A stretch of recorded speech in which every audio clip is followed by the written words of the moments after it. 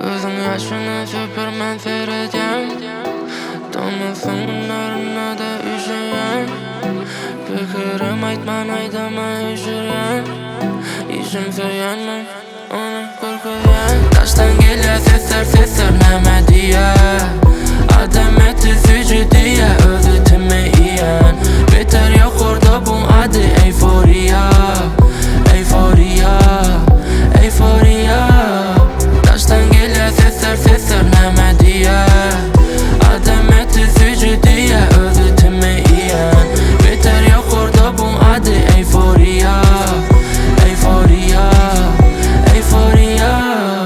Dinleyicilerim küsen ol, yana küfeyeceğim. Saat gece 5, sorular kimin? Geleceğim deyip gittim yana, açın gelecek. Özüm tapsam öyle, küfen hemen suyacak. Gideceğim kaçıp, son hemen suyacak. Boş haller kaçak, yana içinde bolcak. Açarım kucak, yerden gün yalı doğacak. Sevgim öyle bağcak, men hemen suyacak. Hakikilen son kası, man yalan gerek değil. Diydiler son kasını, gözüme seyretme.